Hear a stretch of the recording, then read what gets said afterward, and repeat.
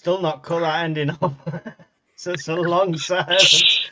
Welcome back to the Preface Fireside. Sorry, we were just a bit late. We were getting Brian revived. So he's back with us now, and we can start the show. Today, I'm joined by Alan, the world survivalist. How you doing, Alan? Good. How you doing, Mike? Hi, guys. I'm good. Just going to catch up on my sleep as soon as I can. So if I look a bit tired, don't worry. Don't panic. Andy, Bombardier, how are you doing, mate? Yep, all good, mate. All good. Thank you very much. Excellent. And Brian, you're still with us, so it's fine.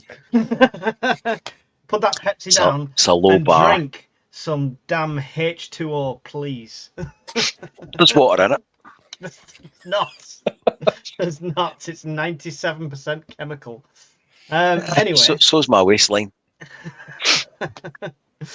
Yes, anyway, so the topic tonight is security, home security, and basically preparing your home or shelter, etc., for anything that could possibly happen, whether that's something small or whether it's a full SHTF situation. I've just got back from the Bug Out Weekender, which for an update was awesome. I'll put a video out soon, apart from a technical failure with mics. I'll get a video out there. Really good, full of genuine people, and learned a lot, really learned a lot. So we'll get a few people on the podcast over the next couple of weeks, so you'll get to meet them as well. Right, find my notes. First thing I want to do is go through the very basics, gents. Nothing to do with zombie hordes or anything like that, right? So I want to talk fire, medical, floods, that kind of thing. All right. So when it comes to fire safety, what have you got in place already, Alan? Fire safety. I've got integrated fire alarm system. I only got that recently, actually, properly installed. And it's got a heat detection system as well, so you can have it in your kitchen. It doesn't go off every time you burn toast or whatever. So got that throughout the house. It's actually a legal requirement in Scotland now. I don't know if it is in the rest of the UK. What else? I've got a couple of those fire extinguishers that are about this big that you buy from Lidl that could put out a very small fire. There's one in the kitchen, there's one in my shed, and there's one at the side of my bed. And I've got a bit of a fire plan, which I've mentioned to the missus. And don't burn. That's it. Yeah, don't burn. This is what we do. Run away from the hot things. Yeah, apart from taking some basic precautions, if I'm going to be out of the house for a long time, I try and turn stuff off that's likely. This room that I'm in just now is a massive bloody fire hazard. I've got wires and cables everywhere, all this equipment, it's all plugged into something, so I try and switch all that off at the mains and stuff, and try and keep it as secure as possible. I'm more prepared than me. Mine stays on 24/7. Andy, what have you got in place for fire safety generally? I've got fire alarm system here, but it's not integrated like Alan's. It's just the ones that you put up yourself. Like the one that Alan's got, mate. That's a requirement in the UK for residential. So when I worked for the charity that houses the homeless veterans, we had 33 flats, and we had to get the system that Alan's got in. It was all hardwired in, and same as in the kitchen, we had heat detectors, not smoke. For that purpose. And I've got fire extinguishers, mate, like the rest of the lads. I've got fire blankets. And to be fair, mate, I'm thinking about doing that thing that Hawkins shared, where he had that fire extinguisher ball in his meter cupboard. The bomb thing type. Yeah. That seemed like quite a good idea. But I haven't got one of them yet, mate. I've just got what I've just said. I'd have trust issues with that. I'd be like, I want to test it, but obviously I don't want to test it. Does it work? I know what we could do. We could set Hawkins's off and see how well it works. Good idea. Excellent idea. I think you'd be up for that. We'll sort that out. Brian, fire safety. Apart from the plan of run away from the hot stuff, what's in place in your house? The same as Alan, more or less. There's heat tape on the kitchen, and there's also heat detectors and tape in the utility room where the batteries are. There's a fire blanket in the kitchen, fire blanket in the utility room, and there's dry powder extinguishers dotted about the house. Yeah. None of it's going to matter, because if the house batteries catch fire, then the whole block's gone. Yeah, you They'll can't never put it them out. Can you? You can't put No. them out. It's the same as the electric cars. That's the downside. The solar side. There's a stack of server rack batteries that height, and just fling the baked potatoes on and come back in a couple of hours. That's going to be some very baked potatoes. I do reckon with your sick voice, you could definitely pull off a mean Johnny Cash impression. We get a song at the end. That'd be great. I'd be pretty mean at the moment. Excuse me. Sorry. So, do you all just live on the ground floor, or does anyone have an upstairs escape plan in place? That's I want to ask this question because I've recently been looking at the ladders that you throw out the window, etc. Has anyone got an escape plan if the fire's at the bottom of your stairs? Jump out the window. The only escape plan I've got, it's just one floor up, so it's not that high. But don't jump out the window, Brian. He's gone. It's too late. He's gone. Yeah, I've made a point of not locking the windows. Like, you get a little key with the windows. The upstairs windows aren't locked, and that's purely just to get out as quickly as possible. And I'm also thinking if the fire brigade tried to smash their way through the glass, it would be easier for them to sort of reach in and just open the window rather than the whole thing. But other than that, I'm not so high that I could probably just dreep out if I needed to, I think. There's a happy medium there between wanting to keep your windows locked for security purposes and get out quick, right? Yeah, well, I don't think the little locks make huge difference from a security point of view. They're going to break the glass anyway. But you're going to dangle down and drop off, and the missus is going to throw the kids to you. How's that going to work? Yeah, it would probably be the case that she would have to go first, and then I would sort of drop the kid down that way. Whee! Who's the better catch? Andy, escape plan for upstairs. It's hard to describe the front of my house, mate. But if you go out there, so our bedroom's at the front, and if you went out of that window, mate, you only have then you've got like a flat roof, which then halves it again. Like a vestibule kind. Yeah. So once you've got into the flat roof, mate, it would maybe be 8 feet to the floor. So that's pretty much pre-made. Yeah. So that would be my plan, mate. If push came to shove. Yeah. Have you tried it? Practice, Andy. Practice. Don't practice. Please don't jump out your windows at home. Quick, it's a time to get the disclaimer across the bottom. Where's the disclaimer? Too late. Someone's already done it. There you go. I can't put that one on because I've attempted to monetize because Brian's ill. I thought might get away with it. Brian, have you got an escape plan from upstairs on the first or second floor kind of thing? Ironically, it's very similar to Andy's.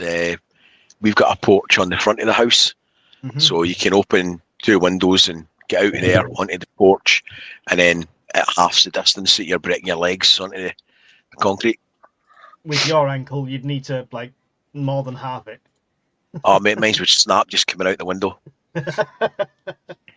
So the plan is Brian jumps first, and Mrs. Scottish Prepper lands on Brian. She gets out. No. I'm all for equality. They can go first. I'll land on them. See, Mike, the last time we spoke about this, I think maybe on another podcast, remember somebody was talking about abseiling out of their window? Yeah, because Shadow lives at a top floor flat. Yeah. I had a look online to see if there was anything out there, and there's an automatic belay system where it's like you just clip it onto your belt, and you don't have to do any abseiling or nothing. You literally just jump out, and it takes you down at a gradual speed. So I've used them. Yeah, some of the rock climbing centres have them, Al, so you can go by yourself. So you just get on the bottom, climb up, and then when you finish the trip, you just jump down and it lets you down. I'll tell you what, though, it takes some bollocks to jump off the top of that wall. And if there's flames coming out the balcony, there's probably a bit more encouragement, right? I've seen the rock climbing ones. So that the largest indoor rock climbing centre is not too far from where I live at Raffle, and they've got one there. But I didn't know you could get them fitted on your house. And I think that's a German company that makes them or something. It's called a constant rate descender. You can get them for Petzl. And they're not fireproof, so the fire kicks off and it melts. Well, do you know where you'll see them more often than anything? Scottish Fire and Rescue have got them in all of that. They've got safe working at height kits and all the appliances, but the wind turbines have got escape kits, and they're in that, and it's a half metre per second. So basically, if there's a fire on the nacelle, the only way to get out is over the side. So when you do the climb and rescue course for turbines in Kendal, you go up a fake turbine, and then you put the harness on, you clip on, and then you step off, and it drops you. It's quite interesting, actually, if you like heights like me. Have you ever seen that video of the two guys on the wind turbine when it was on fire? No. Have you never seen it? Oh, it's heartbreaking. Jump? It's heartbreaking. No, they both stood there. Two guys on a wind turbine. Turbine's on fire. Both the workers are standing beside each other, just watching it, and they hug each other and stuff. It's horrendous, actually. You don't see there's a rescue, that, but they don't survive. Those guys. Oh, that's stupid. There's a way to get out, or there should be. If it's in the UK, it's mandatory. You've got a rescue davit. It goes out over the nacelle. You pop the two doors open, and it swings out over. And then you throw the bag over. Obviously, clip it on. You throw the bag over, and then in one end, it's got a carabiner. You clip it on your harness, and you jump over the side. And then your mate's got to wait as you drop down at half a metre per second, and the other end of the bag comes up, and then he clips on, and he jumps off. It's the only way to get out. And if you're injured as well and you can't climb, so a colleague of mine was doing inspections on the turbine, and the guy from Scottish and Southern that was with him cut his hand, so he couldn't climb down the inside of the turbine. So he had to help him clip on his harness and lobbed him over the side. Wow, yeah. When, Hard pass when it comes to jobs. I know I said I'll do anything at the moment, but that's off the cards. You'd love my job. It can be quite interesting. If it's more than 3 steps on a ladder, I'm like, I don't like heights. Yeah, I don't like. Just taking a quick look online, that was 2 engineers died 2013 on the wind turbine.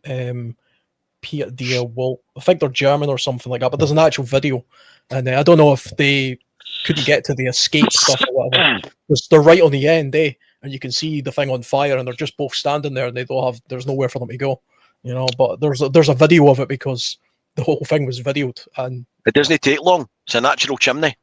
Yeah. Scary.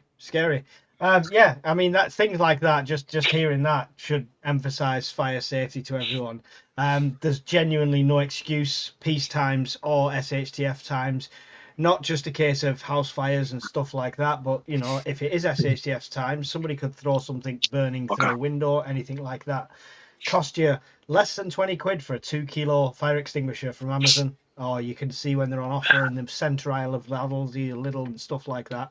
It's a no-brainer for me to have fire safety ticked off. And as you can see, by all of us here, we all do exactly that. So I just wanted that to be covered and, not just talking about doomsday. But the next one is something we should all have again, and we've probably all got in spades, but needs to be mentioned when it comes to prepping the home. And that's the medical kits, medical preparedness. Now, this doesn't have to be something strapped to your leg, like an IFAC, something like that. This is the one that many people might have in a clear box under the sink, stuff like that. So it's the medical preps for the home and how extensive you should go with that. So, Andy, come to you first. You've got a bit more experience when it comes to first aid and stuff like that, obviously. What kind of stuff do you have in the house, like quantity wise, and for what kind of incident?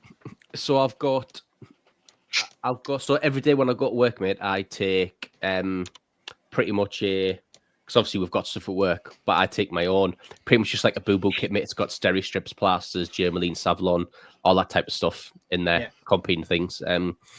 But in the house, mate, I've got probably two medium-sized ones, one upstairs, one down, and then under the stairs as well, mate, I've got like the main, I suppose you'd call it the main trauma kit, where you've got the Asherman chest seals. I know that's wrong. Some guy told me what it was last week and I can't remember. Apologies. Celox gauze, target kit, all the stuff, mate, that I was trained on that I still know how to do. That's what kit I've got, and that's all in a pelly case, a waterproof pelly case, a large one, under the stairs. That's for something that would be for something dire, mate. Do you know what I mean? If I ever need to use it, that pretty much is a SHTF kit, really. I can't imagine me ever need to use that in peacetime. Do you keep because that's in the Pelly case and separate, and for that, do you keep a separate like bog standard around the house? You know, a box of plasters and stuff like that. Yeah, so I've got two smaller ones, mate. I've got one upstairs, one down, and that's got plasters, got stuff to clear your eyes out, bandages, triangle bandages. Stuff to clear your eyes out. Why did you waste the hospital's time then? What's going on? Wouldn't you? Oh, mate. Because I got whatever went in there, I got out right. And then Leanne was like, "You need to go to hospital," and I was like, "100%, I'm not going." Right. So then Leanne was like, "Well, we need to ring 111." So we rang 111, and then the woman on the phone said, "I think you should go to the RVI." And as soon as the woman said that, there was no going back. So I got bundled into the car and I got taken to the RVI, and then completely we went your choice. yeah, and then we went to minor injuries, and the lady at the desk said, "Oh, you need to go to A&E to see the triage nurse." And I walked in, mate, and I swear there must have been 200 people, and I was like, "I'd rather go blind than wait here." And I went to see. So anyway, mate, I went to see the triage nurse, who then sent me back to minor injuries. So I went back to minor injuries, and then luckily, mate, Newcastle and Gateshead have got like a veterans program. So if you're a veteran, you get pushed to the front of the queue. So I was only in there maybe 20 minutes. That's all right. Much to the dismay of everyone else who'd been waiting there for 3 hours. Who then kicked off because this guy rocked up and got seen straight away. And then I went in, mate, and I could see, like, I did like the eye test. I could see everything. There was no pain. So she gave me some stuff and said, "You're free to go, but you can come back tomorrow for eye casualty." And then I woke up Friday and I was like, "I'm not going back." And that was the end of the story, really. Can you see, though? Can you see us all okay? Yeah. I'm all right now. Excellent. Brian, medical supplies seems quite apt at the moment. What do you have at the moment, apart from like an oxygen machine next to your camera? Yeah, CPAP machine would be handy. So there's a first aid kit in each of the cars. There's 2 first aid kits in the house, and there's 6 first aid kits up there. There's enough to refill all of them in a box. And then there's a pile of shit that I'm not qualified to use. So there's the Celox gauze, there's tourniquets, different things.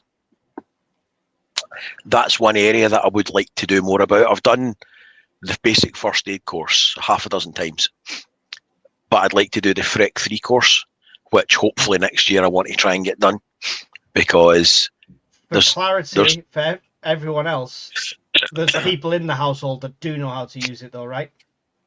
There's people in the household that should know how to use it that I wouldn't let put a plaster on. Okay, they're qualified to use it. I'll say that. Wife's a nurse, daughter's a nurse, other daughter's a student nurse, and I wouldn't let any of them put a plaster on. This is how not Brian a chance bleeds in hell. out. That's how Brian bleeds out in SHTF. Go away. I just hope, if I ever get injured, I just hope I've got enough strength to grab a stick and poke those 3 fuckers away from me, because they'll kill me. These are the kind of words that come back to haunt you. They fucking would haunt me if I let they 3 get near me. So do you keep that stuff separately as preps in prep containers, and then have a regular household box, like I was saying, like a under the sink kind of everyday? There's 2 full kits. There's 2 full kits in the house. There's a, as Andy would call it, a boo-boo shitty kit with plasters, wipes, and that kind of crap in the back of the cars. And up there's 2 boxes that size, full. So one's got 6 medical kits in it, and the other one was empty, but it's got refills for bandages, gauze, that kind of shit. There's 6 tourniquets up there. There's instant clot, Celox. There's piles of stuff, but a lot of it I wouldn't use unless I was really, really desperate, because I'm not qualified to use it, and somebody would really, really need to be in the shit. Yeah, definitely. Alan, you spend a lot of time out in the woods. I assume first aid has to be a major factor of stuff like that, because there's lots of things that can kill you. What's your first aid situation around the home? So my first aid stuff is kind of divided up a little bit. So I've got the general boo-boo kit type box downstairs in the kitchen, because that's the most used box actually. I've got an 8-year-old who thinks parkour is the cool thing right now, jumping off trampolines. He skins his knees and stuff all the time. So that gets just got antiseptic wipes in it, little band-aids, all that kind of stuff. There is a slightly bigger medical kit down there that's got like bandages and stuff in it.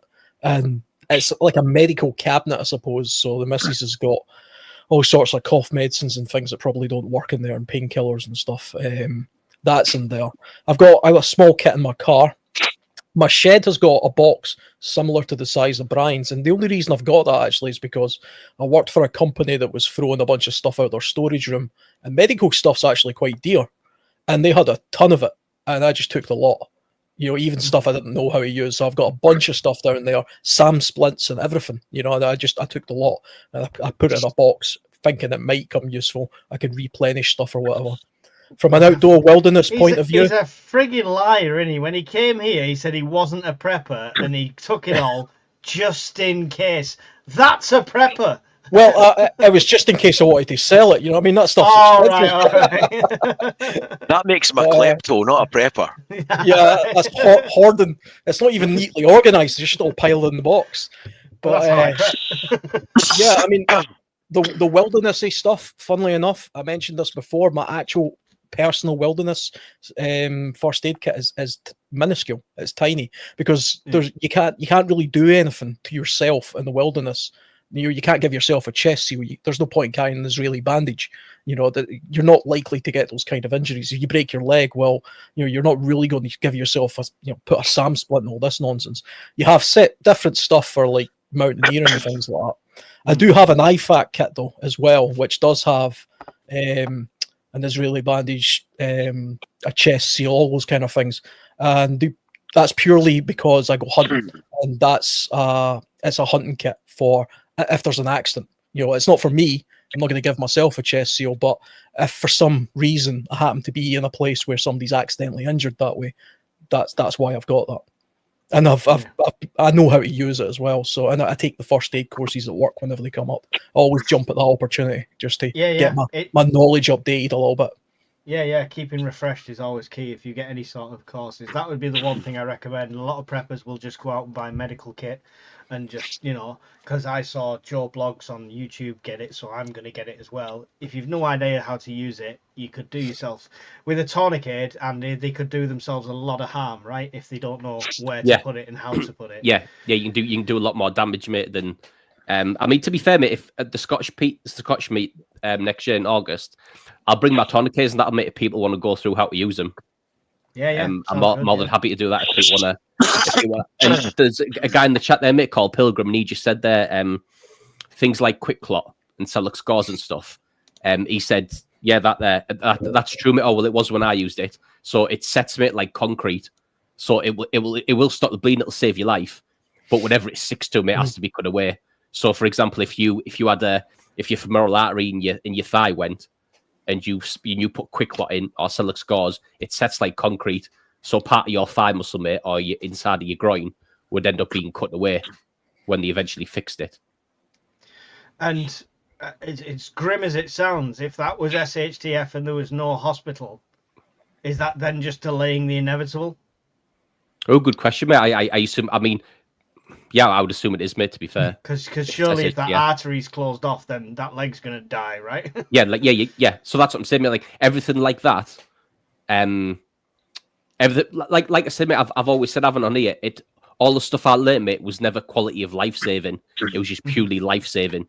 So all the stuff we got taught was literally to save life. It wasn't to we weren't thinking, oh, within 5 years' time he'll still have both his legs type thing. It was literally stop that bleed, secure it, and get him somewhere where they can do some real, where they do the real stuff, mate, and save him. So, yeah, you're right, mate. I suppose if it was SHTF, then you would just end up losing the leg because the blood flow will be cut off. Do you know, I was literally about to mention super glue because I still see people talking about that. the idea being super glue was invented in the Vietnam War to stop bleeding and this kind of stuff. And Yep. anybody that's watched Dog Soldiers will see them pouring super glue into the wound and stuff. I got told years ago by somebody who's he was like a paramedic, that it's a terrible idea to do that because the super glue that we have nowadays, it's not the same, and you're probably going to burn yourself or do yourself more damage. You can get a medical grade glue, which is the equivalent of super glue, and it's the kind of thing they'll glue instead of putting a stitch in, they'll glue your head, sort of thing. So you can get that. Yeah. Super glue will work at a pinch, but you're going to end up in a similar situation to the clotting stuff where that's going to have to be removed at some point. So it's we don't recommend anything medical on here. We're just telling you what we have and our experiences. So let's just quickly, there's a few chats that have come through before that. So Preparing the Path said they do fire flares now, which are cool and work on all fires. So I've not seen these. Does anyone know what these are? Is that to start one or put one out? Yeah, I can start a fire with a flare. Yeah, no problem. Yeah, if I type fire flares, they just look like things that burn things. So I'll have to have a further research into that if nobody knows about that one. But yeah, that's interesting one. I'll look into that. Do you need a specific trauma course before getting a trauma kit, or is it general first aid training sufficient? A trauma kit can be this or it can be this, right? Depends your definition of trauma. Something like Andy's on about, where it's the Pelican case, where it's a real SHTF thing. You're not going to cover that in like an hour's first aid course that your work send you on. It would be much more advanced courses, but they're all accessible. You can actually go for a certificate now and start your path to becoming a paramedic just by going for a level 1 certificate or 2, 3, and like different levels get you different things. You can go and be like a St. John's type of person at an event on the lower levels and stuff. Is that what you're on about, Brian? Going for them certificates? That's the way. Freck 3's and you also get like mountain trauma courses and push, but the Freck 3 one is the one I want to do, and it's a 5-day course. Mm-hmm. And it does everything from administering oxygen to catastrophic bleed management to intubation, chest seals, splinting, pelvic splints, that kind of shit. It's averages about £500 for the course, and it's 5 days. So I quite fancy that one next year. If I go to book it, I'll give you a shout if anybody's up in Scotland wants to tag along. I'm up for that. Good man. What's this guy doing? Resuscitating somebody with a GoPro on his head. It's going to make great footage, this. Excellent. Yeah, so basically, take as much training as you can. At the end of the day, it's your life, it's your health, and it's your family's life and the family's health. So if you want to wing it because you've bought a book and now you think you can do brain surgery, that's on you. Personally, I would get some more hands-on experience if you can. But yeah, thank you for that. The Good Samaritans are getting sued a lot as well. Yes. Yes, I know, yeah. I did CPR, you cracked a rib. Well, I saved your life.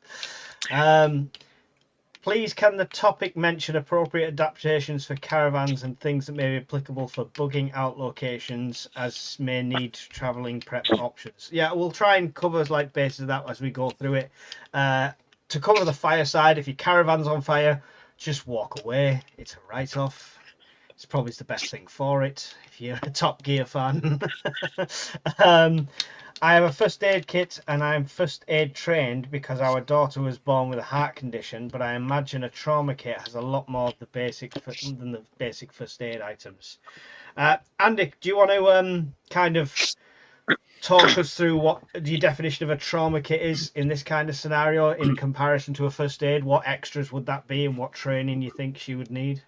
I suppose so. The trauma kit that I have, mate, is probably, like I say, it pretty much is an SHTF one, and it all the stuff I have, mate, is for things for if people were shot, if people were suffered from an IED, and the leg was blown off, that type of thing.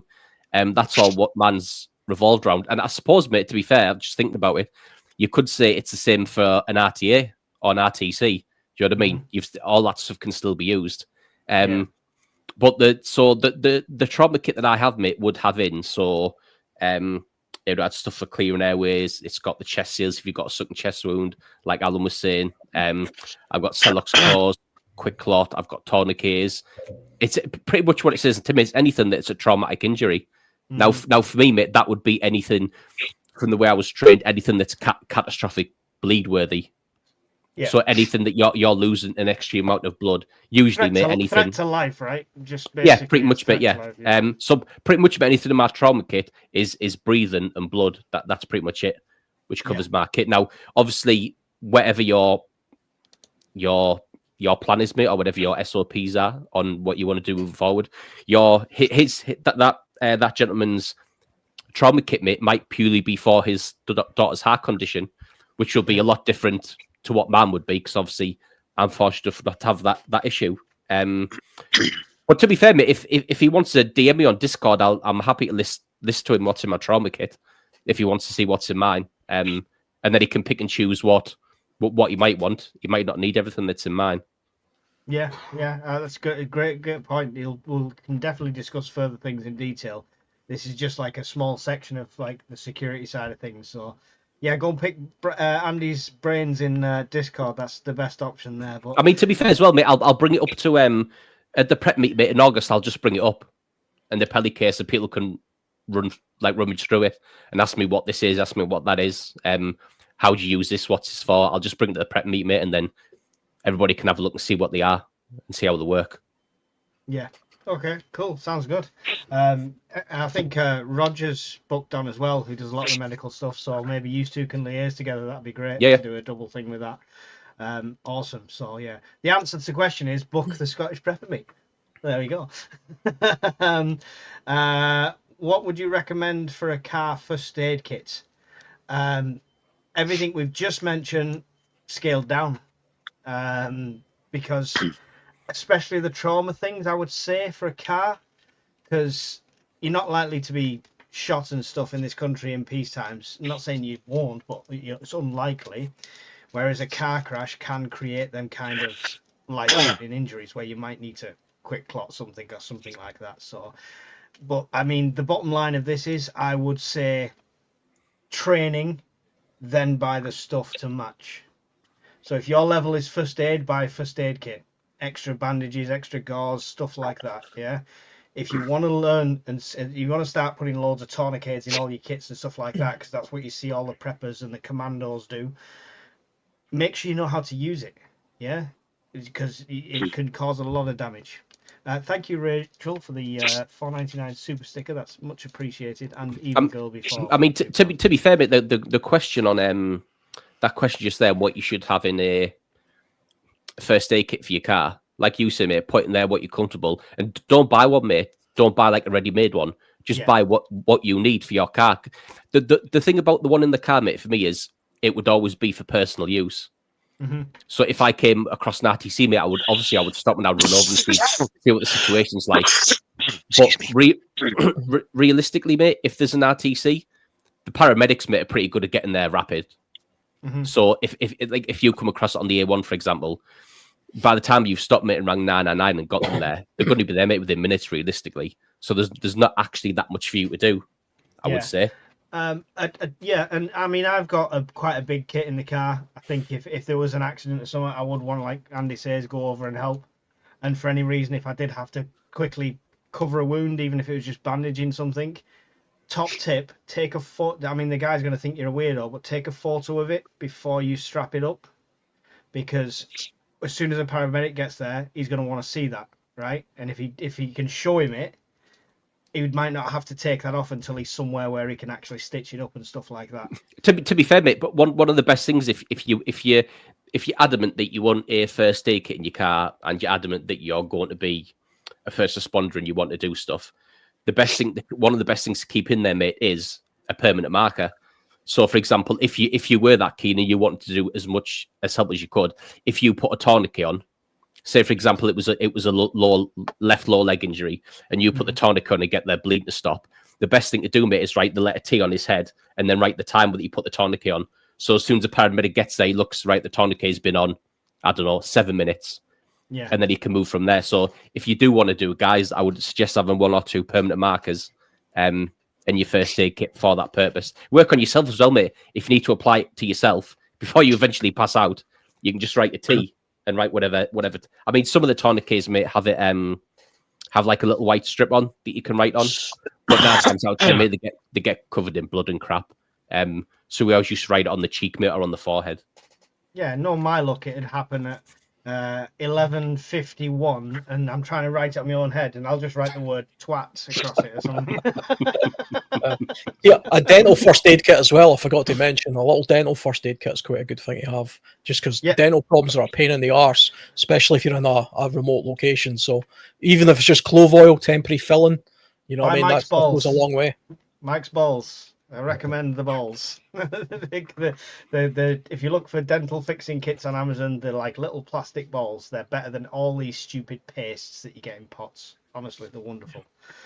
Thank you very much for another $3.99 super sticker. Really, really appreciate it. Right, let's move off medical because we've done medical on its own thing before. So let's quickly get on to the topic at hand as he looks for his notes.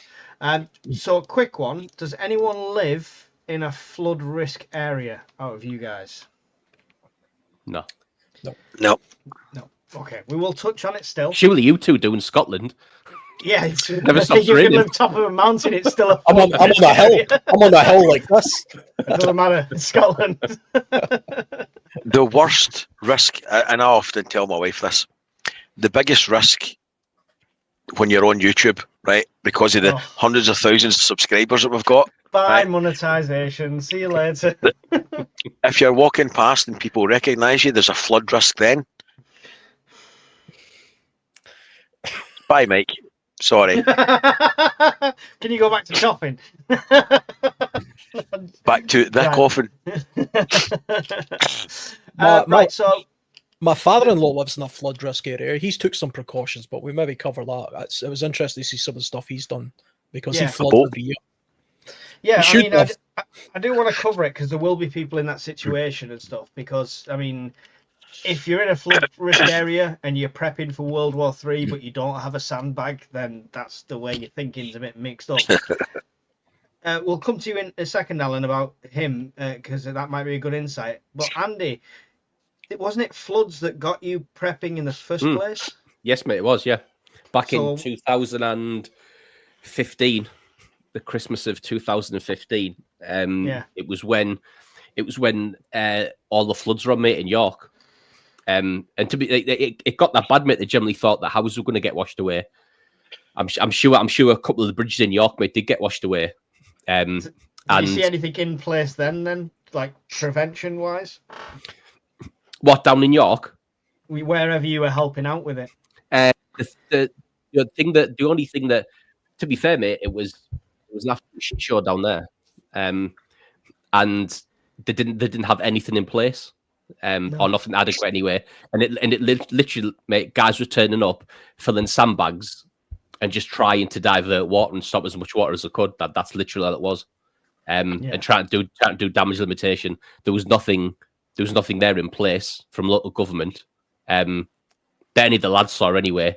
That was, that was a good idea, or at least they tried this. It was literally, mate, they called the army in and just hope for the best. And that to be fair, that's all they did. They filled sandbags, mate, as many as they could, try to divert water, try and save stuff, and then obviously helped evacuate people from the houses. Yeah, I mean, if you are in a flood risk area and it starts to come into the house, it's got beyond that step of the house and it's coming in, looks like it's going to get that way. Don't think, that'll be it. It won't be anymore. That's when you need to be taking action. You need to be turning off the electrics. You need to be moving stuff upstairs if you possibly can. I mean, I'm not saying try and start pivoting a couch up the stairs, but more valuable essential items, make sure you get them out the way that, because it doesn't mix well with electricity most of the time, water. Alan, what happened with would you say it was a father-in-law?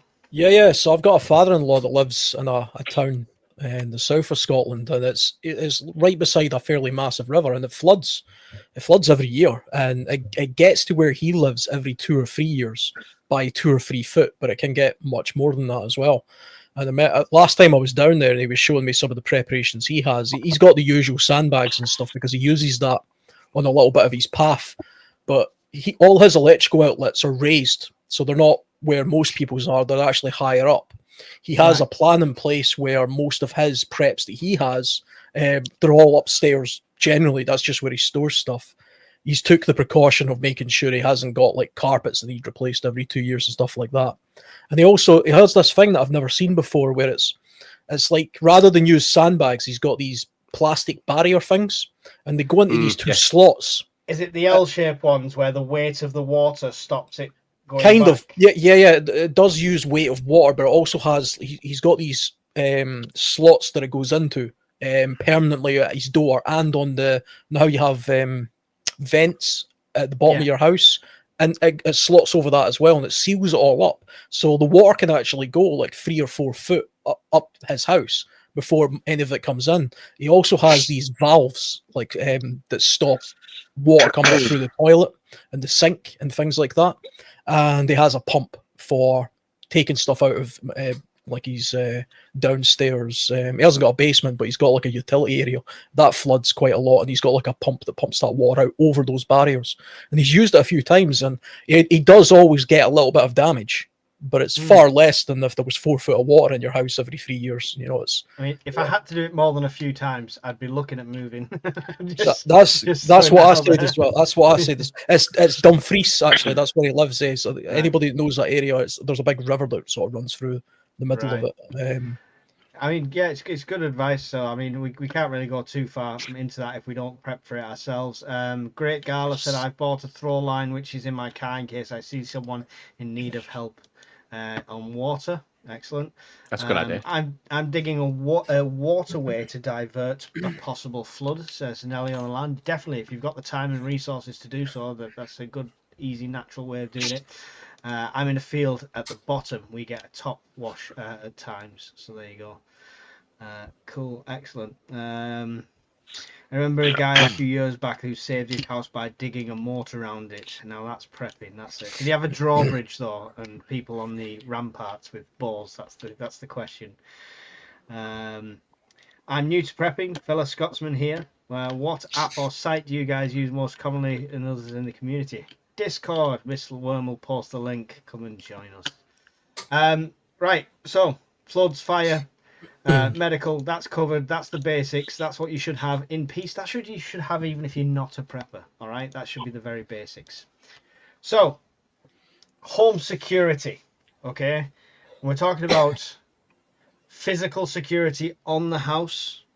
Not I'm gonna stand there with 2 machetes like Rambo riding a tiger and scare everybody off. Right, we're talking about physical security on the house, windows, stuff like that.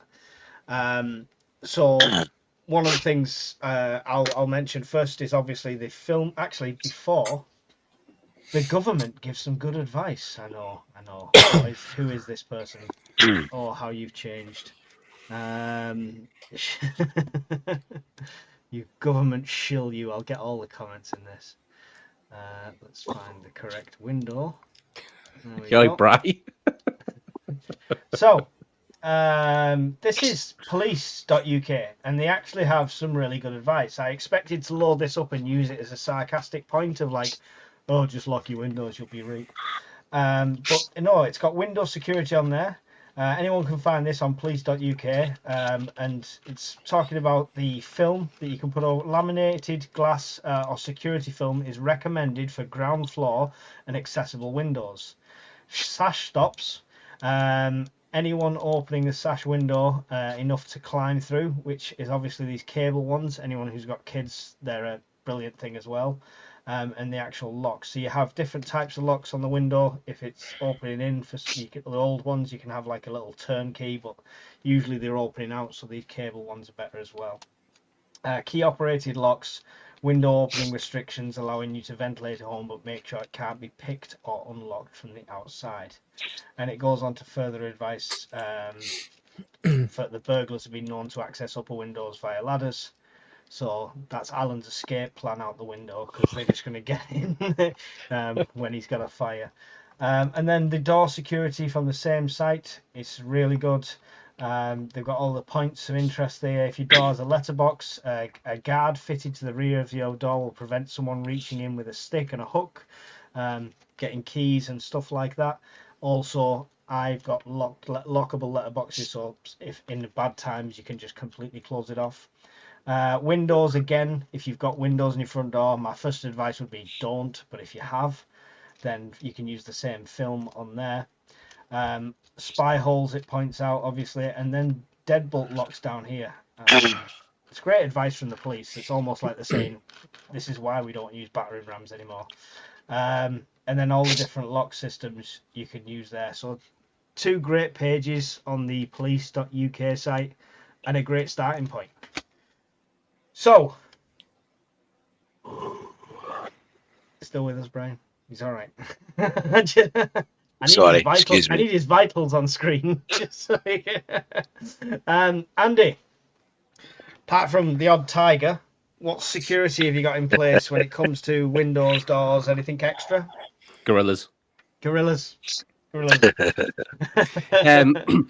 but when we moved in, we switched the locks out to better locks. Use longer screws. In all the latches. Had a new door frames as well. Yeah, on door frames, yeah, and on the hinges. In case because people always assume that people go for locks, but if they go for the hinges as well, put longer screws at the hinges. And then I had a new garage door fitted, mate, which is more secure. And I've also made so when you open a garage door, the top folds in, doesn't it, and the bottom kicks out. Yeah. So inside my garage, mate, I've got if I go away for any long period of time, like if I go on holiday or whatever, I've got a steel bar, mate, that I secure to the girder at the top, which stops the top of the door folded in. So it literally could not open even if you couldn't not. Yeah, you'd have to try and peel the bottom up. But then on the outside, mate, I've got one of those. You probably see them outside loads of garage doors, like the little T-bar that you've got in the concrete that stops the bottom folding out. So I've got one both ways, mate. So you couldn't open in or out. And that's pretty. And I've got the usual stuff that you double glazing has, mate. The locks on the windows with the keys. Yeah. But that's pretty much it, mate. Really. I haven't got. To be fair, I'm after a new front door, mate. Really. Probably one of those ones. Yeah, one of those ones we ran about earlier. Yeah. So, but yeah, that's all I've really got, mate. Really security wise. Excellent. Brian, have you got anything added security on doors, windows, stuff like that? Longer screws, first and foremost. Mm-hmm. But in normal times, that would be it. And adverse times, then basically there's 2x4s in the other shed next door. I would just slot them in. Okay. Are they pre-cut to? No, but it's 2 minutes because there's so many bits of wood in there that they might be needed for different things. So they'd be chopped at a time for the job that they needed. Right. Okay. Ultimately, you're just going to force somebody to go noisy. You're buying time and minutes to force them to go noisy. 100%. Yeah. You're not before you determined to get in, you're not going to stop them. No. By conventional means, Yep. And then it's other options. But getting out, he means, of course. Running away. Yeah, something like that. Security cameras, alarm, PIR floodlights, that kind of shit. Oh, to be fair, mate, sorry, I've got a Ring doorbell as well, if anybody's interested. Yeah, I mean, security cameras are great. I mean, I think most people cover with that. It's kind of everyone, we prep a lot to do with losing power, so I think it's kind of looking beyond that most of the time is what we're looking at the moment. The one that that's a weird looking mace, that, Alan. What's going on there? It looks like that's his S&M kit. It looked like loads of stickers from the 90s. There is a little bit of a story to him. I knew we would talk about security cameras, so I'll get onto that in a minute. These are security cameras, my old ones. They look like the dummy ones that used to be up in Woolworths, and no one ever chased me for pick and mix. Back in the day, these little security cameras were fantastic, and they only cost 20 quid each, which is why I've got a bunch of them. They're called drug dealer security cameras because it's the ones the drug dealers used to use. Right. Okay. Okay. we won't ask why you got them then. No, I'll explain. Yeah. Where is Sorry, that one? Brian, did you finish that one? Sorry. No, I was going to say the ones that I've put up, you can look at them when you're away from home on your phone. You Yeah. can pan them 360. But more importantly than that, if the grid goes down, you can get a small USB power bank and just plug it into it, and you've still got your cameras. Yeah. Can you power the actual cameras from it? Yeah. Yep. Right, It's got a 5-volt input to a USB, and you just plug it straight into that.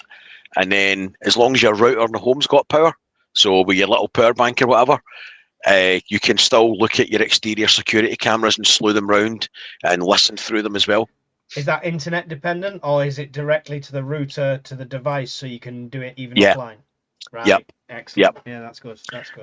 There's too many of these And they're systems cheap. now are subscription dependent, or you've got to be online, you've got to be connected to the internet, otherwise they just stop working. No, these ones, if the grid goes down, you just take the plug out, put them into a small USB, camera's got power, and then your router plug into a power bank, your local area network still works, and you can look at your phone, you can slew the cameras round about, you can zoom in and out, you can speak through them, and you can listen through them as well. So they're brilliant for the money. What kind of power consumption they have if you plug it into a power bank? It's nothing, mate. It's like 5 watts or something. Yeah, so last a while. So definitely. a little power bank like that, unless you're doing, because they've got lights on them as well. So if you want, you can flick the lights on as well. If you want to be a bit more overt. Yeah. Cool. Excellent. Great. I want to hear. You'll have to send me some details on that, because the cameras Mike. I bought were a write-off. Mike, this is what you do, mate, to charge your power bank. You get the lead, and then if you just plug it in the bottom here. Don't make me laugh, you cunt.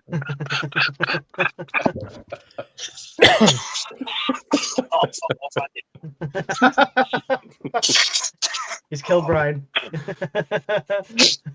Ah, Alan, moving swiftly on, tell us about your drug dealer cameras. Well, back in the day when I lived on a ground floor, 1-bedroom flat, I got myself a bunch of these cameras. They're really cheap. They work over they work over broadband. So you need to have an internet connection, and you get the same app on your phone. You can view these from anywhere. They've got alarms, IR, night vision, all that kind of stuff, and they're cheap. You know, they cost me like between £15 and £20 each at the time. These are about 7 years old now, and I bought these and I put them at every single one of my windows in the flat and at the door, so I could see all around what was going on. And you should see the wild stuff that I captured on these cameras over the years. Now, the reason they're in a pile like this, and I don't use them now, one, I've upgraded. I'll mention the ones I've upgraded to in a minute, but a bit of a word of warning. Although there was no subscription to these and they were dead cheap, the company went bust, and so did their app, which rendered all the cameras useless. Now, so you couldn't use them. Now, there is another system called Home Assistant, which does work with these. Apparently, people online are saying you can do that. I never bothered. I just took that as an opportunity to upgrade my camera systems. So when I moved into this house a few years ago, I got some new cameras. I use a company called Reolink. There's no subscription to them. They have doorbells as well, like the Ring doorbell, only there's no subscription. Works exactly the same. They have PoE cameras, which is power over Ethernet, which means you don't have to rely on being connected to broadband, etc. My cameras at the moment, I've only got 3 at the moment, and places around the house are over the internet, but they have the function to put them into like your own sort of I forget what they call it, but it's basically like a big hard drive, and you can then wire so you can store it locally. Yeah. So the cameras I've got just now, they've got a USB, a card in them, but I can transfer it so it can remotely send the data to that. So if somebody steals the camera, they don't steal the footage, etc.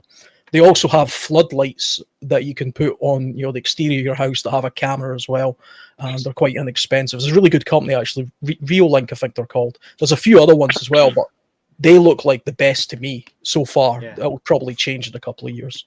Yeah. So that's what I go with cameras. What brand are yours? Someone was asking there, Brian. Gallium. I can't link it just now, but I've done a video on them, and on the 24 hours without power video, it's featured on that as well, and actually show it being powered on a little USB power bank. So there's 2 videos on the channel. I'll dig them out later. I actually thought he was going to say there were eco floor cameras then. The one I've got at the back came with its own little solar panel, and it was only this. Thank God for that. Thing, Fuck off you.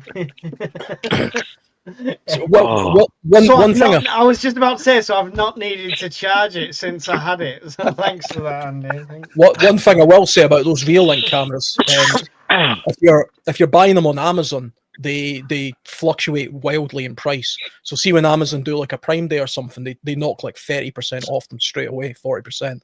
So that if a camera is normally 110 quid, they knock quite a bit off of it during the sale. So it's a good idea to keep them in like your list and then just check in on them. That's what I do. And then when they're on offer, I just buy 1 or 2 of them. Pretty good. So, I mean, Andy mentioned the bar that he puts in place over the garage, and obviously the T-bars on the floor and stuff to stop that opening. That's kind of a step beyond what Joe Bloggs, the non-prepper, would do security-wise. Have you got anything like that, Alan? Physical security on the house that you think is because of the way you think? So, there's a couple of things, right? Physical security on the house, not so much. The doors and the windows in this house are pretty modern. I have looked at wedges and bars and stuff that you couldn't put on the doors, and that makes them kind of barricade proof. Yeah, those kind of things. It was actually you that gave me the idea for those things, I think. Yeah. But you can get a bar as well that literally clips so nobody can kick your door in, not easily anyway. Which is why the police use chainsaws a lot nowadays. Because so you can get these that mount either side of any door, and they just sit there. You wouldn't see anything, and then pieces of wood in Brian's shed would just drop in, or a metal bar drop in, whatever you wanted to drop in. So they would just sit there. I mean, it could be a glorified coat hook, I suppose, at the sides of your doors. It'd be a weird place for it, but I like them. They're linked below on Amazon. The only thing I would say is I've seen them, I've had them. The screws are crap. Get longer, better screws. So that's the only thing I'll say. There's a bollard in my driveway, which I didn't put there. It was there when I came here, which is good for if you're on holiday and you leave the cars and stuff behind. The guy that owned the house before me, he had a big caravan. That's why he had the bollard there. One that just goes up in the centre to... You just put the holes sort of in the ground that's concreted in, then you just put the bar in, then you put a padlock in it. It's just a preventative measure for stealing caravans, I think. But there's one alarm which I think everybody should consider getting, and this also answers the question that whoever it was that was saying, can you talk about external stuff bugging out types features? Fantastic alarm here. Driveway alarms. Driveway alarms are amazing. Okay, here's one that I've got here. Basically what these are, this is a receiver and it takes batteries or it plugs in, and this is the alarm, which just uses an IR sensor type thing, and it also takes batteries. They last 3 years without having to change them. They don't require any connection whatsoever. Yes, that's good for me, Andy, I know. They work up to half a mile, and you can connect 16 of these to this. And the way I use it is I've got this in my bedroom. I've got show and tell here because I knew we were going to talk about it. But I've got this in my bedroom, and I've got this inside my garage, my shed, where my motorbike is and stuff. And you can put them on your driveway and things like that as well, which is obviously what they're for.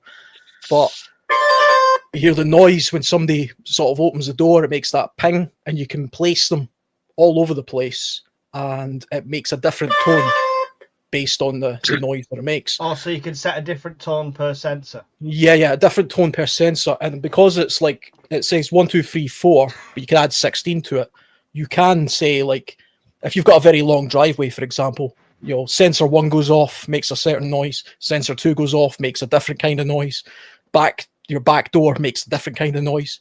And I mean, this isn't even the best one now, because I had a look on Amazon to see how much they were. And they're you can get like a pack of 4 for 70 quid. They're not that expensive, but you can get far better ones nowadays that do a lot more stuff, and they're weatherproof. There's one that's shaped like an owl. I forget the name of it, but you will see it on Amazon. That's the best one by the looks of it. So I highly recommend these, because you can literally take this into the woods and set up a perimeter half a mile wide with all the ways into where you are, and it would be like an early warning alarm system. In America, people use what's the these for range? wildlife. 1/2 mile. That's from the sensor to the receiver. Yep. Oh, nice. Yeah, so that's amazing. That's pretty far. Some hunters use these in America for game trails and things like that. I don't think that's legal in the UK. Actually, use alarms for game trails, but you could use it for people if they were trying to creep up on you in the night or whatever. But yeah, pretty cool system. Excellent. I'm gonna have a look at them myself. That's really cool. We'll come to the comments in a minute. I had a few things highlighted here. I just put the pictures up. But I had a picture of the ladder I was on about. So these are the emergency ladders. They fold up into they're all material, so there's no solid bars. So practice going up and down them sort of thing. But it's they can just be rolled up and dropped down out of any sort of height. And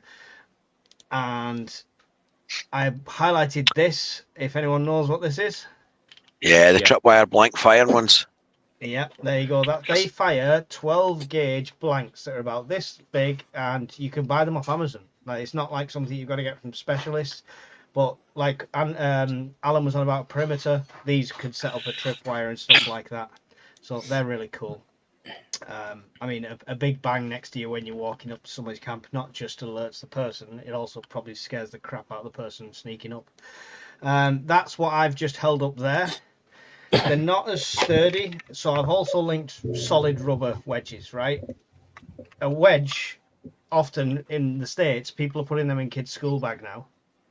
Why? Because if there's an incident in a school, and I'm not saying we're immune to incidents in a school, but if the kid has a wedge that's in the bag, takes up no space whatsoever, it can jam it under a door in a safe place. But wedges are great. You can do that for interior drawers, and like Brian said before, you're talking about buying time.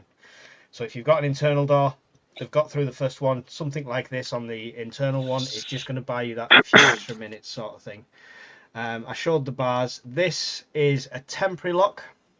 So if you're traveling on the go, whoever was on about bugging out and caravans and stuff like this can be used anywhere you go for any door to lock it when it hasn't got a lock. Or let's say you are going somewhere to acquire supplies, or you're bugging out to somewhere that you might have to get into and damage the conventional lock. This is a good thing to carry to re-secure that door behind you. And the same with this. This is the ultimate doorstop. It's a fancy version of the wedge I showed you, pretty much, with door jams. So they're cool. Looks like one of Hawkins' sex toys. It is. It's. I scribbled out a different word and put the word door in front of it. You can guess what the previous word was. So let's. Back door. He engineered it. Cheaper night vision actually works for shorter ranges. Interestingly, somebody had that at the bug out thing. They had some Temu night vision. I was like, oh, I've got to see this, how terrible this is. It's pretty good.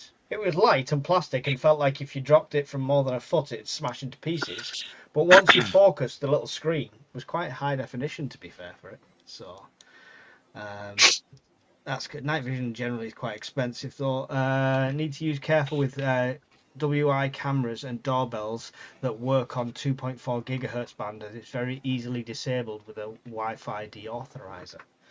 There you go. It's good to know. I mean, the thieves around here are not that tech savvy. Most thieves are opportunists. Bear in mind, they're walking around looking for the open door, the open window, and the stupid mistake. That's what they're looking for most of the time. We use Very Sure. They installed a smoke device if someone breaks in and we're not in. Oh, is that where it fills the room? I've seen them. You've seen them ones that fill the room with smoke? Smoke curtains. Yeah. That's I just imagine it's a massive cleaning job after that. Grease, useful alarms too if you are country folk. Geese, sorry, not grease, geese. I was going to say, what you try to do, scare them into no coming back? What's involved with this, Grease? He'll never be back in these parts again. I leave the empty 10-gallon Vaseline barrel out the front. It's a deterrent enough.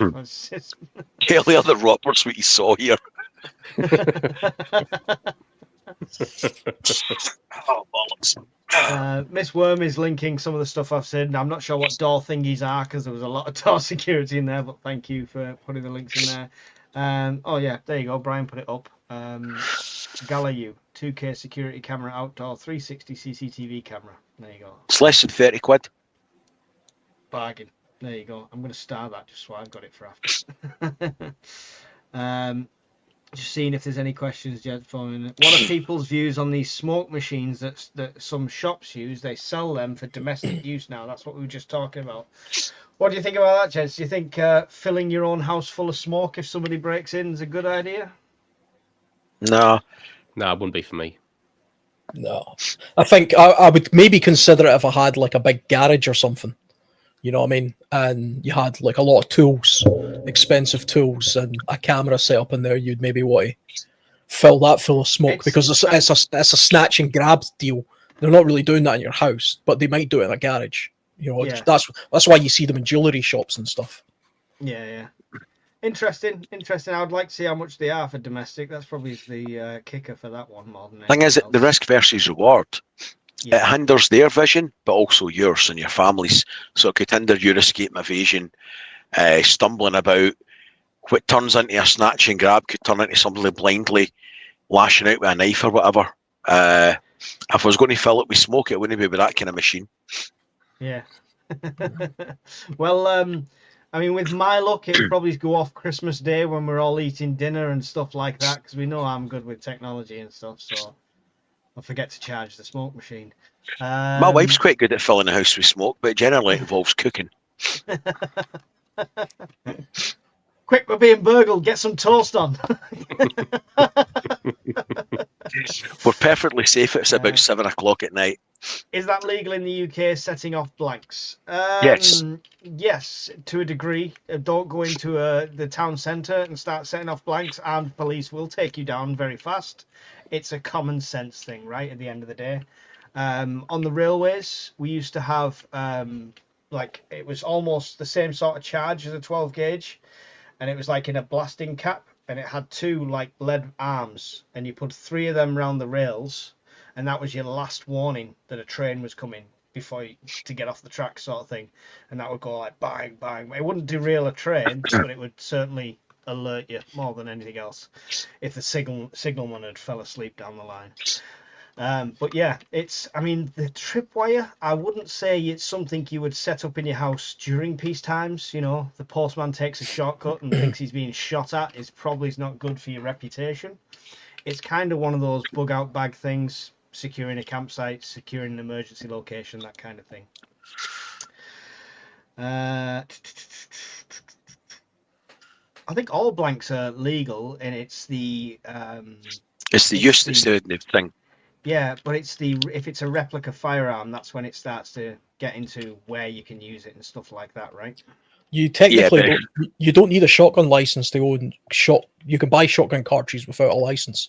You're not likely to have sold them, but you don't technically need a license for the cartridges, and you don't need to lock them up like ammunition you do.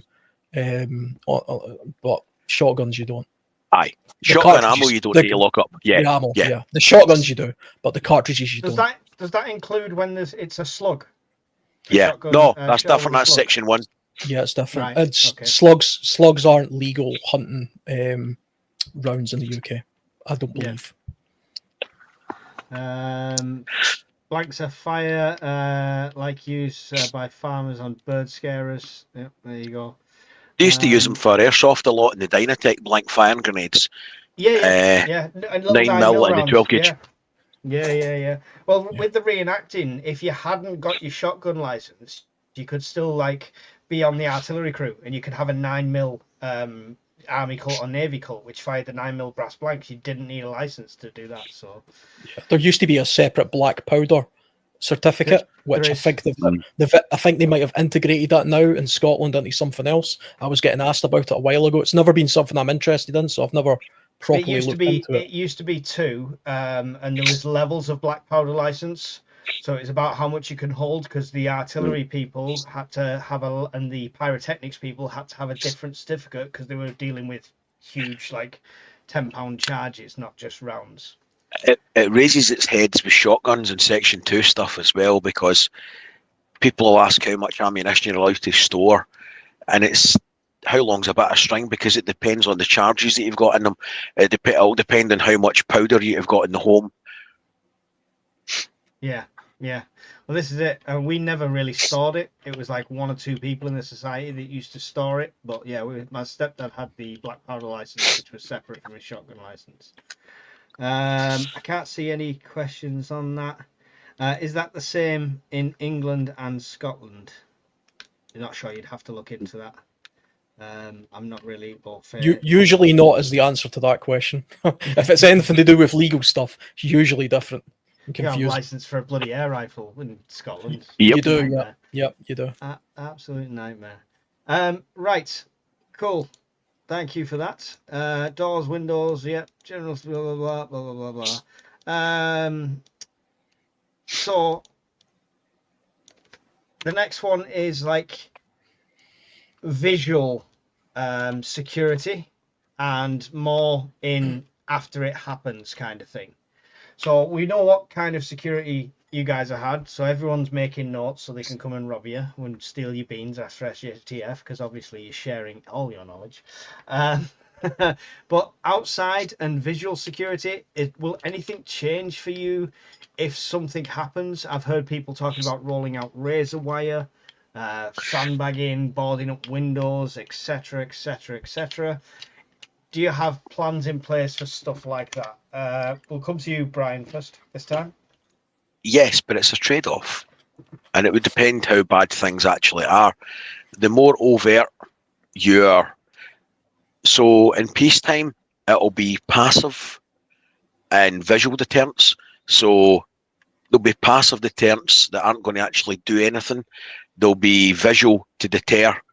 In SHTF, you might want a more active defence. You might want less visual deterrents. You might, if you've got razor wire round about your house, people are going to think there's something in there worth stealing. Mm-hmm. So unless there's a real need to make it a magnet, come here and rob the shit out of me, I would only put something like that up if I had to. And to be honest, with razor wire, the dearest thing's buying the gloves.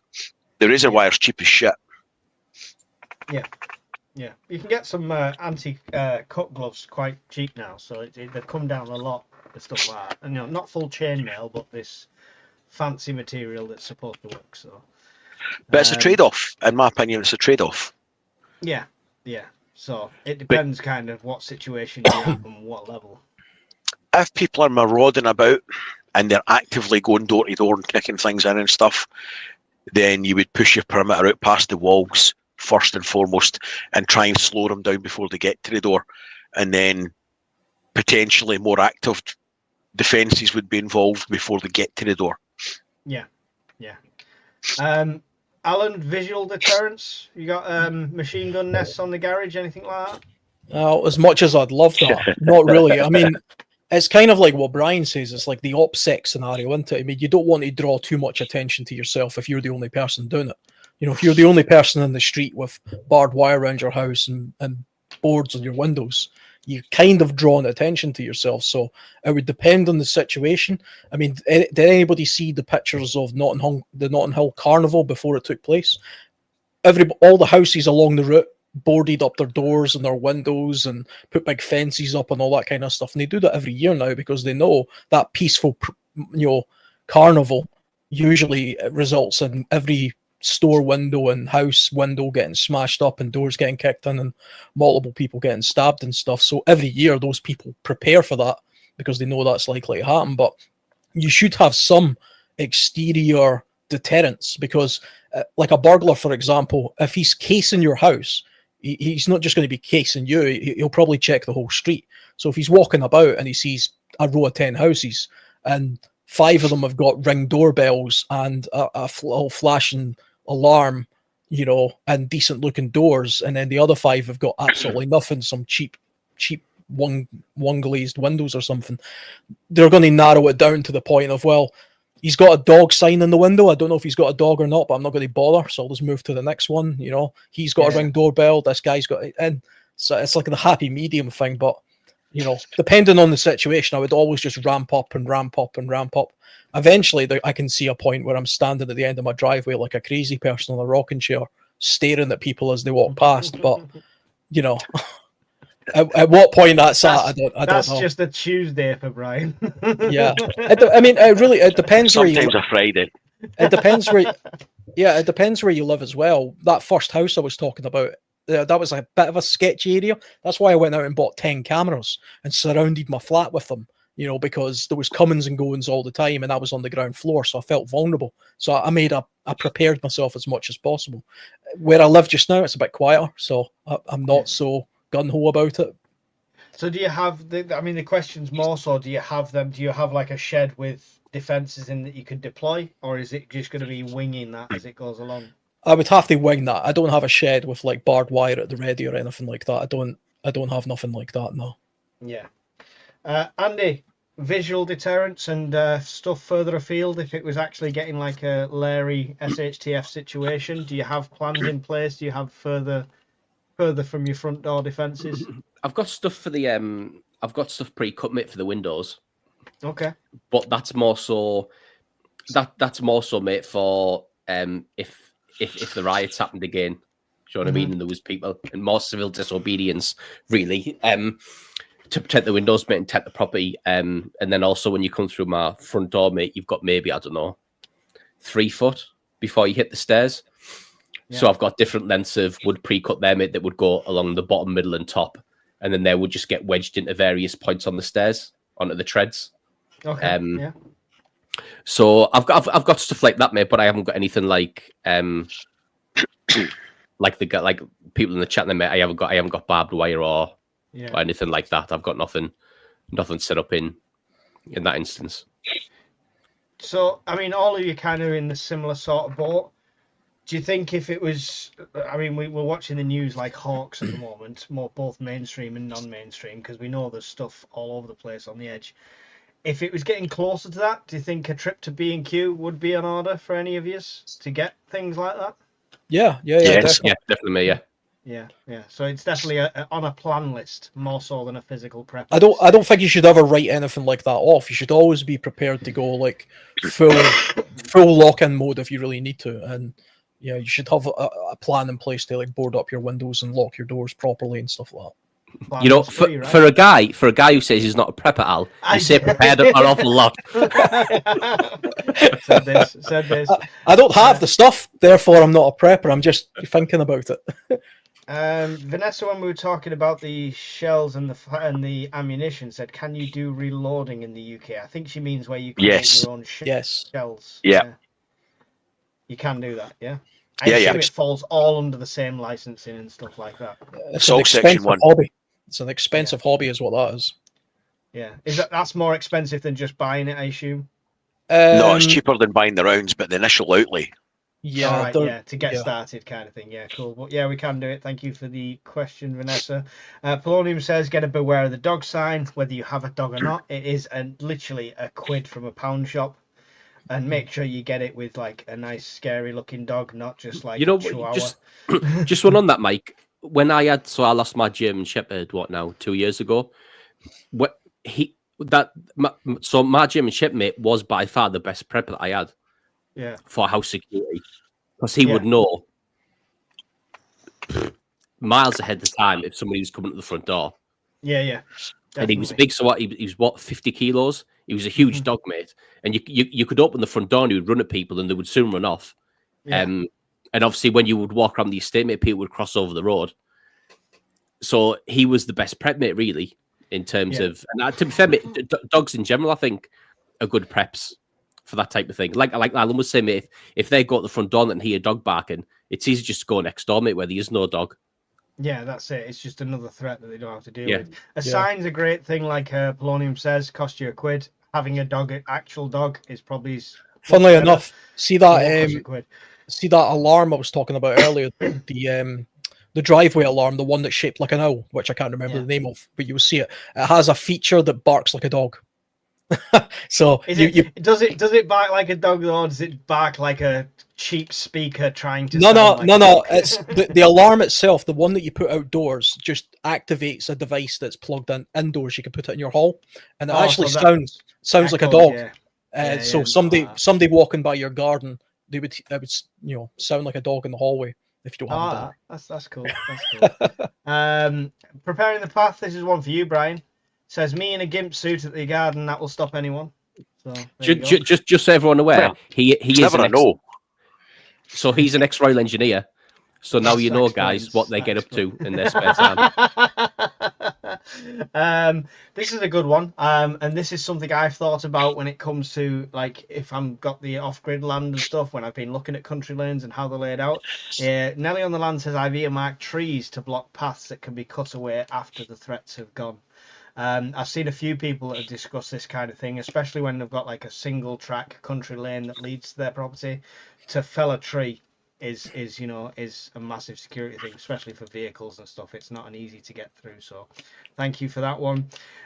Pete says razor tape is hardcore version of barbed wire. Barbed wire? That's a different thing. Rachel says my gate is padlocked shut. I have gravel on the driveway and can always hear someone coming. This is a really good one. People have gravel in the garden and they have a perfectly flat path, stuff like that. Having gravel that people have to walk over is no inconvenience to you, but you can hear them a lot. And never underestimate spending a bit more on a good quality padlock. Yeah, don't get your padlocks from Poundland and expect them to hold anyone back. So thank you for that, Rachel. Appreciate that one. Yeah. James Dog Rosebush. This was advised to us during a firearms inspection to help with our rear security. Just as sharp as barbed wire, but zero risk of getting in trouble, plus zero attention. There you go. I like that idea. Somebody else put spiked plants under windows, Snapdragon, so that's a good one as well. I was going to say, I don't know what the laws are on having barbed wire on your fence. I don't know if you can do that or not, but you can get that. No, the plastic strips that are for anti-birds or something, anti-pigeon type things. The spikes. The- The spikes. Yeah. Right. They just nail it at the top of your fence. They're sharp as hell. You wouldn't want to like grab onto that. But barbed wire along your fence, I mean, apart from looking ridiculous, I don't know if that's legal to do that actually. Yeah, there's an over certain footage, and I think it's it can't be a residential path and stuff like that. There's situations you can do it in, situations you can't. But for me, barbed wire would be a deployable thing after rule of law had gone out the window anyway, more than anything else. It wouldn't be a permanent fixture for me. Cool. Just scrolling down the comments here. We are planting hawthorn, holly, and dog rose on the farm to keep scruffs out of our land. Scruffs. I mean, you've got to be able to get onto your own land, though, Jay. So what are you going to do there? He never leaves it, does he? Range distance markers, so others can comprehend their actions have consequences. I like that. I like that. That is a really good one. That is a really good one. Thank you. Yeah, that's awesome. It just reminds me of Zulu, where he's out putting the range markers out all this way to get shot by a bloody bullet from Yorkshire. We have Jackawawa, and it has upped the ante on our security, but small but mighty, says MD Lovers. They're loud though. I mean, despite these little dogs not probably being the most ferocious compared to like the German Shepherds and stuff, they're noisy. They're definitely It's like you say, mate, it's still an early warning system. It's still going to alert you before you would know. It depends how much it alerts you to. If it alerts you every time somebody even farts in your direction, you'll get used to it, and it'll become normalcy bias. When somebody's trying to break in, you'll just be going, "Shut up, dog." We can have ammo certain types illegal here. Currently, no limits on how much I store all ready to go. Says Vanessa. Section 2 is 10,000. Crazy amount of cartridges. Depends on the cartridges. Depends on the powder charge. Right. If you've got 10,000 skeet rounds with a 26 gram cartridge, and you've got 10,000 that's 56 gram, entirely different amount of powder. Right. So is it based on the total explosive amount? It's based on the total charge. Yeah, so I can't remember what it is, but there is a figure for it. But it is ridiculous. You can literally have thousands and thousands of rounds for shotgun. Yeah. Allegedly. Jay says we tend to use a gate. Well, so will they. Mike has never met a Chihuahua. I have. It was dead friendly. Barbed wire on fence is illegal. I worked for a company whose Harris fences were fencing that were wire prongs on the top, and they were sued by someone who impaled themselves while breaking into a site. That's the problem, right? That's the problem. The culture today. I've hurt myself trying to break into your thing. I'm suing you. What? And they'd probably succeed. That's how fucked up it is. Yeah. Yeah. Jimmy the junkie with 16,000 convictions hurts himself breaking into your house and gets your claims you in court. I had the case. So we had I can't remember what it was a course that we went on. It was a work course I went on at one point, and the guy was telling us about all the different health and safety things.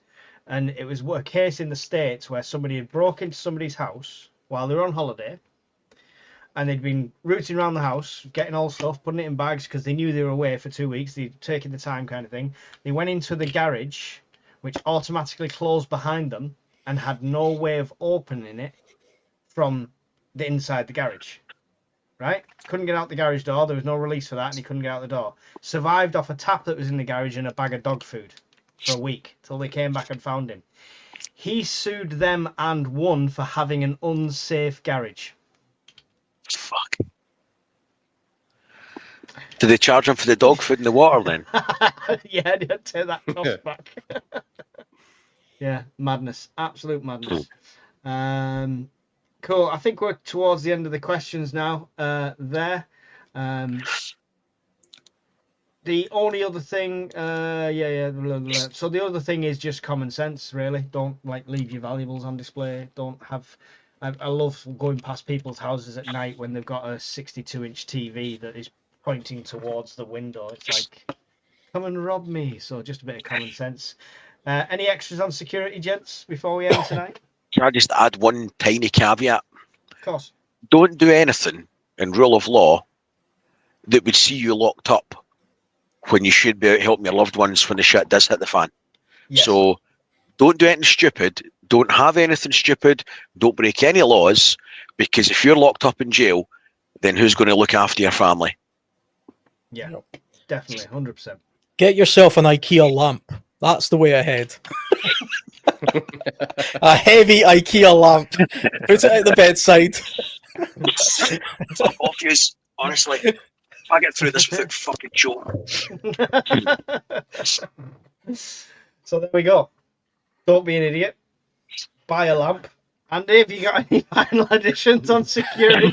No, mate, I don't. Just gorillas and tigers, yeah? Yeah, gorillas and tigers, mate. So if I do end up in prison, guys, one of you three is going to have to come down and take the tigers. I'll let you have them. What does it eat? Does it eat left? Hawkins. If it eats Hawkins. All right, yeah. So just feed it Hawkins, it'll be all right. We're gonna have to end because we're gonna kill Brian. But there is 166 people in here, so I will do it quickly. Alan, tell them about your channel if they've not already seen it. It's World Survivalist. It's pretty much just me sort of camping most of the time, kit reviews, outdoory type based stuff. So if you're interested in the bugged out side of prepping, that's where you would go for that. Excellent. There you go. So Mr. Worm will probably put the link in there for you. Andy, do you want to tell them, pick a channel and tell them about it? Yeah, guys, I've got a UFO paranormal channel called Shadows and Sightings, and that's got all stuff on there, guys, from UFOs, ghosts, shadow men, all that weird stuff that everyone's into. So if that tickles your fancy, guys, go over and have a look at my videos. Including Andy's personal experience with stuff like that as well. So literal eyewitness stuff. So and it's got stuff from my time in the military as well, guys, as well. Yeah. That's all. There you go. So go and check that one out. Awesome. Brian, tell us about Scottish Prepper 73. I tend to do things that discuss the power grid, making your life a bit easier should the grid go down, and reviews on solar panels, power banks, generator sets, that sort of shit, and long life food and general prep nonsense. Right. Cool. Awesome. Somebody's come in from one of your channels called Turret Destroyer and made a comment that is just surreal. So I don't know One is Where it might what? have been deleted straight away, but yeah, I'll show you in the green room Ah. anyway. Oh, yeah, I've seen that. I saw it. It's just surreal. Thank you from me, everyone. Anyone watching over on these guys' channels, because everyone's streaming it, then I'm Mike at the UK Urban Prepper, which is down there. All my stuff is linked below. Big thank you to Rachel with the super stickers and Evil with the super chat as well this evening. So thank you very much to you guys. Thank you for all of you three joining me, and we'll see you again in another video really soon. Goodbye. Bye, guys. Bye, everyone. Layers. In the glow of embers dance, we've prepared for every chance, living simple, living true, with the dream we all pursue.